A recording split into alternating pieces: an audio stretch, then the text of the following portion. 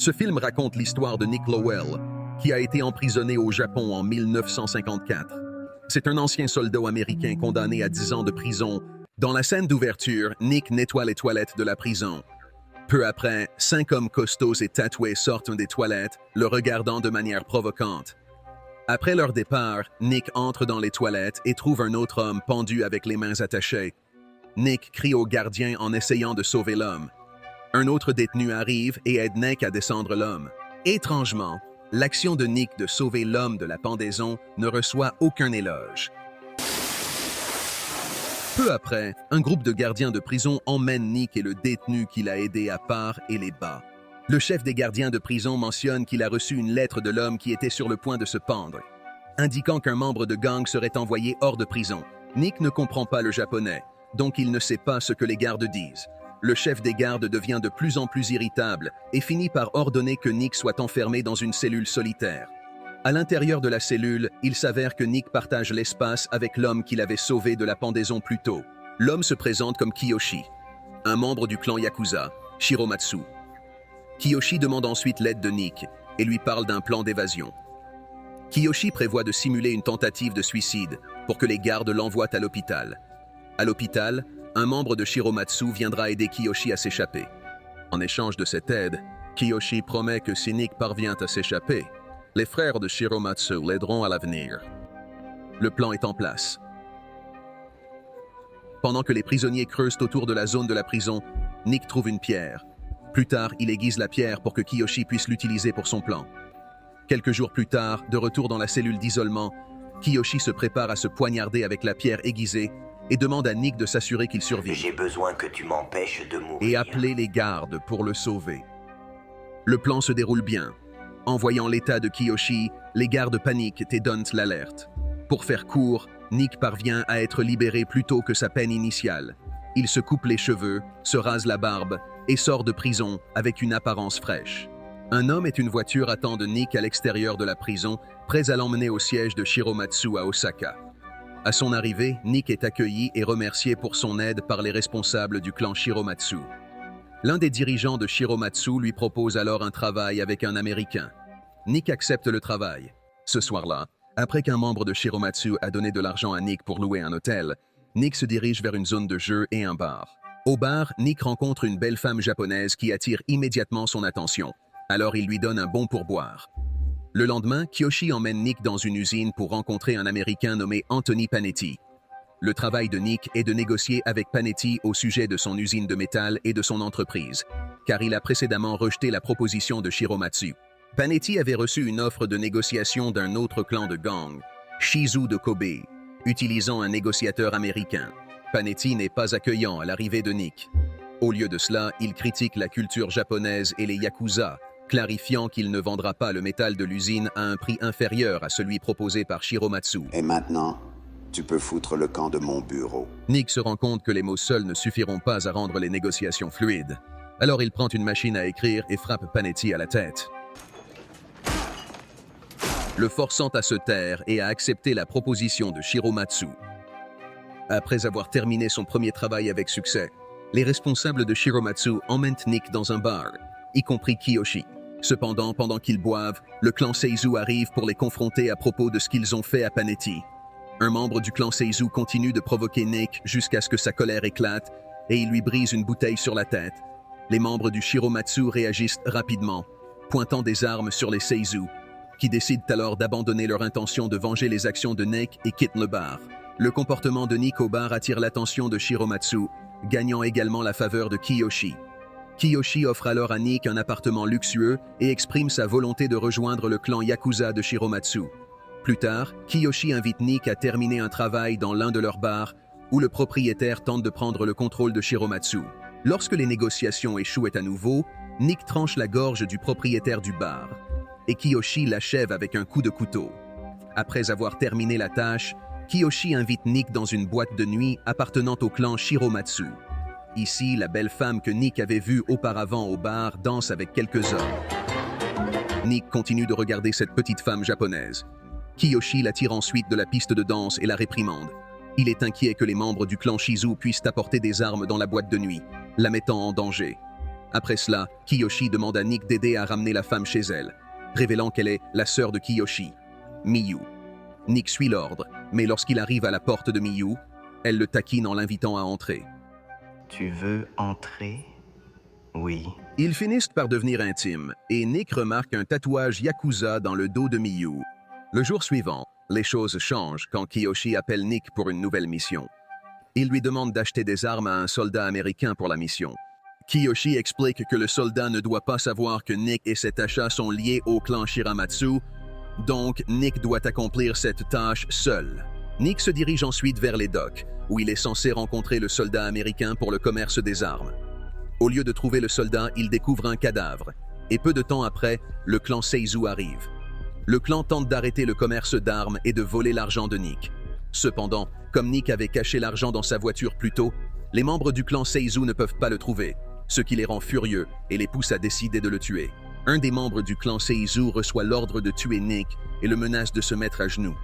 Au début, Nick obéit à la commande, mais il retourne rapidement la situation grâce à ses compétences, attaquant le clan Seizu et tuant 2 de leurs membres. Le chef du clan Shiromatsu apprend le chaos sur les quais. Il rassemble immédiatement tous les membres du clan, y compris Nick et Kiyoshi. Le chef Shiromatsu soupçonne qu'il y a un traître qui a divulgué le plan d'achat d'armes.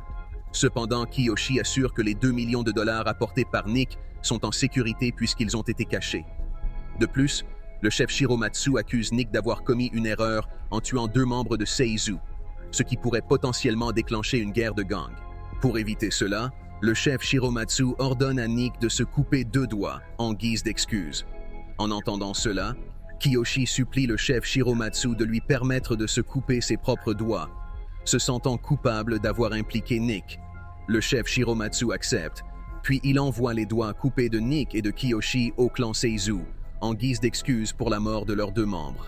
La scène passe ensuite à une conversation entre Nick et le chef Shiromatsu dans une voiture.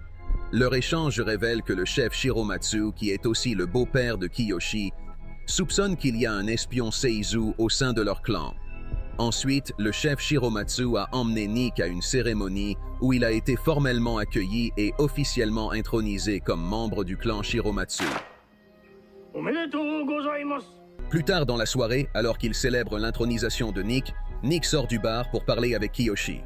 Nick informe Kiyoshi de sa relation avec Miyu, qui n'avait initialement pas l'approbation de Kiyoshi. Kiyoshi ne veut pas que sa sœur se marie avec un membre du Yakuza, car il craint pour sa sécurité. Mais Nick insiste, promettant que quoi qu'il arrive, il protégera Miyu. Après avoir appris que Nick et Miyu ont été intimes, Kiyoshi consent finalement à leur relation et félicite même Nick, car cela signifie qu'ils sont maintenant frères. Ayant été officiellement acceptés dans le clan Shiromatsu en tant que membre Yakuza et ayant obtenu l'approbation de Kiyoshi, Nick décide de se faire tatouer le dos pour qu'il corresponde à celui de Miyu. Nick se fait tatouer pendant que Miyu reste à ses côtés, expliquant la signification de l'art corporel unique des Yakuza. Dans les jours qui suivent, Nick s'immerge complètement dans le mode de vie des Yakuza. Un jour, alors qu'il est dans un train avec Miyu, Nick aperçoit un membre des Seizu qui avait auparavant tenté de le tuer à la station de train. La scène passe ensuite au groupe Seizu arrivant au siège du clan Shiramatsu. Ils envisagent de proposer un accord commercial, mais le chef des Shiramatsu se sent insulté parce que Seizu n'a pas amené leur leader, envoyant à la place quelqu'un considéré comme très jeune. Malgré la démonstration de déception du leader, un officier nommé Orochi du clan Shiramatsu le persuade d'accepter la proposition commerciale, que le leader Shiramatsu rejette immédiatement. Ce soir-là, alors qu'Orochi et Kiyoshi boivent, Orochi exprime sa frustration que le chef des Shiramatsu n'ait pas écouté son conseil. Kiyoshi l'avait prévenu, mais il semble qu'Orochi soit déjà consumé par sa colère. Cela est particulièrement évident lorsqu'Orochi rentre chez lui, où le chef des Shiramatsu montre de l'irritation et refuse de le voir. Orochi quitte le bar pour rencontrer Miyu. Il s'avère que Miyu et Orochi avaient une relation amoureuse dans le passé, et cette fois il essaie de la raviver, mais elle le rejette fermement. La colère d'Orochi atteint son paroxysme, et dans un accès de rage, il la gifle tout en essayant de la harceler. La scène passe ensuite à une réunion entre les clans Shiramatsu et Seizu lors d'un match de sumo. Cette fois, le président de Seizu approche lui-même le chef de Shiramatsu avec une autre proposition. Ce n'est pas une proposition d'affaires, mais une invitation pour le chef de Shiramatsu à prendre sa retraite et à permettre à son clan de fusionner avec Seizu. Le chef de Shiramatsu rejette l'offre, la considérant comme une insulte. Il rappelle au président Seizu que le clan Shiramatsu est composé de loups, pas de chiens confinés dans une clôture. Avant de partir, il avertit le président Seizu d'être prudent sur le chemin du retour à Kobe. Pendant ce temps, un homme américain salue soudainement Nick sur son chemin du retour. L'homme est Polly Bowers, un soldat américain et le partenaire de Nick qui est en permission. Bowers semble surpris mais heureux de voir Nick, alors Nick se sent obligé de l'accompagner. Cependant, pendant leur conversation, Bowers menace de dénoncer Nick, révélant que Nick a simulé sa propre mort pour éviter une cour martiale. Nick pense rapidement et l'invite chez lui. À la maison, Nick offre un verre à Bowers, mais le poignarde ensuite au cou avec un petit couteau, le tuant. Nick se dirige ensuite chez Miyu. Lorsque Miyu ouvre la porte, Nick est choqué de voir l'ecchymose sur son visage. Avec colère, il exhorte Miyu à lui dire qui l'a blessée. Elle refuse de le dire, mais elle révèle qu'elle est enceinte de l'enfant de Nick. Étonnamment, elle lui demande de partir. Nick quitte ensuite la maison de Miyu et va chez Kiyoshi pour lui parler de la grossesse de Miyu. Nick dit à Kiyoshi que s'il le souhaite, il quittera le clan Shiromatsu. Kiyoshi n'est pas en colère mais invite Nick à entrer dans la maison. Ensuite, il présente à Nick 2 épées appelées Daisho, en expliquant que les Daisho appartiennent au père de Kiyoshi. L'une pour prendre des vies, l'autre pour mettre fin à la sienne.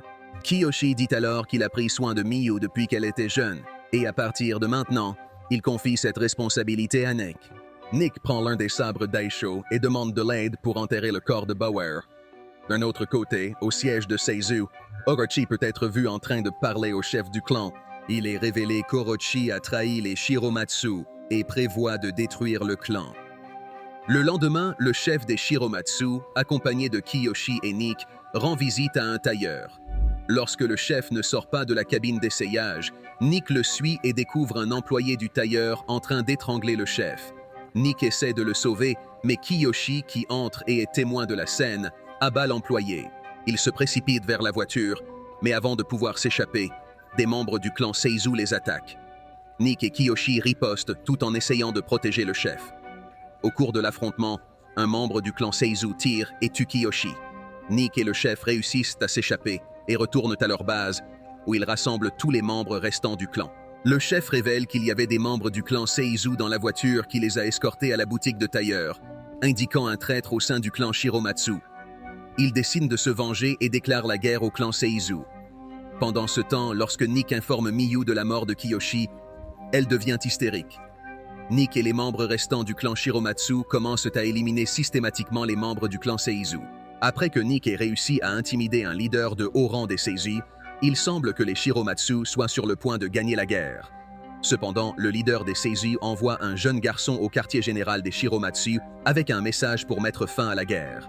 Il invite le clan Shiromatsu à se battre dans une zone neutre sans armes. Le chef de Shiromatsu est d'accord et envoie Nick et les autres membres du clan au dock pour commencer la bataille. Étonnamment, le président de Seizu arrive avec Orochi, qui admet avoir trahi Shiromatsu.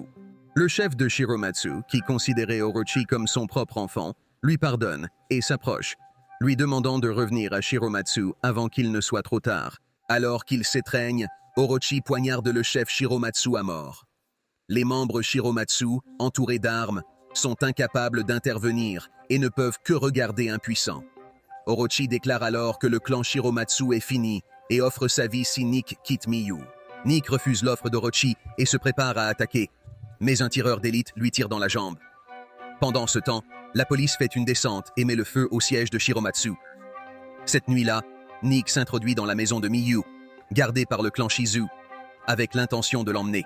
Puis, il se rend au siège de Shizu avec le sabre Daisho que lui a donné Kiyoshi, demandant audacieusement la permission du clan Shizu pour tuer Orochi. Après avoir confronté Nick, Orochi lui jette à nouveau le sabre Daisho, déclarant qu'il ne combattra pas Nick car il n'est qu'un étranger et ne fera jamais vraiment partie des Yakuza. Dans une impulsion soudaine, Nick décapite Orochi avec le sabre. De manière inattendue, le chef du clan Shizu arrête un autre membre qui était sur le point de tirer sur Nick. Au lieu de cela, il dit à Nick de rentrer chez lui, car il a vengé les Shiromatsu en tuant Orochi. Nick obéit et quitte le quartier général des Shizu.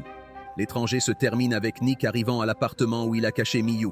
Et il l'embrasse fermement. Et un autre Yakuza Shiromatsu gardant l'appartement s'incline devant Nick, indiquant qu'il pourrait être le prochain chef du clan Shiromatsu.